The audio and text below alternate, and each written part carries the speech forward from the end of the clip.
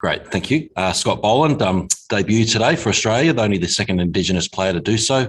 Obviously took a wicket during the day as well. So if you have a question for Scott, let me know. Raise your hands if that's possible. We'll start off with Mel Farrell. Thanks, Cole. Congratulations, Scott. As Cole mentioned, you've joined a pretty small group of players of Indigenous descent to play tests for Australia. Just wondering if you can share to us what that means to you, how significant it is to you, and even perhaps what you hope that might do for Indigenous cricket or players out there of Indigenous descent. Yeah, obviously pretty proud, and obviously my family's very proud as well, and it means a lot to join a pretty small club, and hopefully it's just the start of something big for the Indigenous community in cricket. I just hope I can be a role model for young Indigenous kids to want to play cricket. I think the Indigenous community in AFL and rugby is so big. Hopefully one day the Aboriginals in cricket can be just as big. And just wondering if you can take us through your first wicket, what you were thinking at the time. You had to wait a little bit for the decision, but just, if you can take us through that wicket and the emotions of it all. Yeah, obviously I was, I'm really excited when the finger went up. And the only thing I was sort of doubting was if it was maybe bouncing over, but the guys behind the wicket were certain it was hitting the stumps. I was pretty confident. I was very confident it definitely hit pad first. So happy. All my teammates really got around me, which made it really special. When I went down to the boundary, the crowd was going nuts. So really good. Thanks. Ben Horn. Okay, Scott. Congratulations. I was just wondering, you were added to the squad on Monday. Was it always the plan for you to come, or was it a bit of a late surprise that you were even called up? And at what point did you find out you were playing? So I've sort of had really good chats with George Bailey. The communication's been excellent from him. So probably from after had chats before the start of the season, and then also after the first couple of Shield games, he was in contact just to obviously say well done. And then if I was ever going to be a chance to be in the squad, it was probably going to be around the MCG, SCG test with the wickets being a bit lower. The communication from him has been excellent. I found out, so I played a big bash game about 10 or 11 days ago, and a couple of nights later I found out that I was needed in Adelaide after the COVID scare, and so I found that out pretty late at night. I had to fly out the next morning, and on the flight still wasn't sure if I was going to be needed to play there or not. But obviously it sort of played out as it was, and then he told me on day 5 of the Adelaide test that I was going to be added to the squad for cover for a couple of guys who were a bit sore. Alex Malcolm. Congratulations, Scott. You've played in a 5-man attack at Victoria with a lot of success. What's it like as a bowler in that attack and being able to sustain pressure on the opposition, knowing that you've got a lot of support around you? Yeah, I think that's the main reason we like to go with 5 bowlers in Victoria. We know that as a bowling group, we're not going to give up any sort of soft overs to give the opposition a sniff, and you need to take 20 wickets to win the game. So that's sort of our motive there. But just bowling in this attack with Green and the quality of the spells that you guys were able to put together today, what was that like? Yeah, even sort of obviously I was very nervous the first session, and then sort of was able to calm down a bit after that.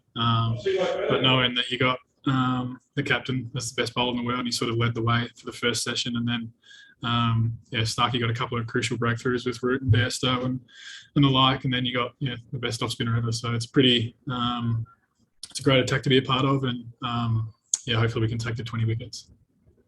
Scott Bailey. Scott, congratulations. Mate, just wondering, I guess, in regards to Indigenous numbers and whatnot, why do you think there's been, I guess, not the same success as far as Australian Indigenous Test cricketers as opposed to, like you mentioned, the rugby codes and the AFL? I'm not sure. So no idea actually. That's fair enough. I mean, I guess it's like, I guess you probably haven't thought about a lot previously. I imagine that you'd hope, like you say, there's a bit of a change there.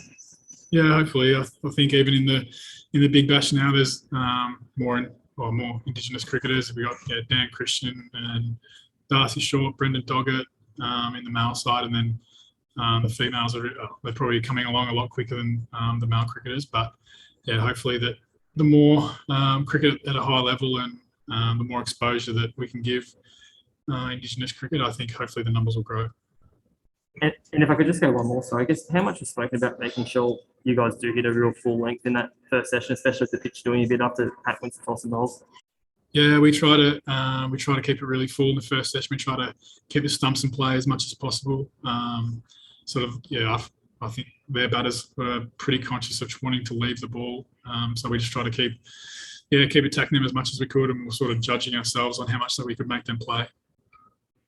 Mark Gottlieb. I know you mentioned already what the feeling was like for that first wicket of yours, but can you just talk about the whole day in general? I mean, receiving your baggy green on Boxing Day and then a couple of catches in the outfield where you said the fans were absolutely giving you a great applause. Yeah, it's obviously a really special moment this morning getting my baggy green off Josh Hazelwood. He's probably, even though I'm older than him, he's probably someone as a bowler I look up to. And even over the quarantine we had a few weeks ago, I was sort of picking his brain and Cummins' brain at training as much as I could. So to get the cap off him was really nice, and to have my family out there with me. It was really special. And then I was obviously really nervous before my first ball, and had Nathan Lyon tell me I only got one chance to join his club of getting a wicket on the first ball, but it wasn't to be today. And then with the catches. I was obviously quite nervous. I didn't really pick up the first one too well, but I was really happy to take him. And then heading down the boundary, those stands are really going nuts. So it was a great atmosphere. Last one here, folks. Louis Cameron. Hey, Scotty. Congratulations, mate. Do you still? I saw you had a bowl at lunchtime. Do you still always do that in the breaks? Yeah.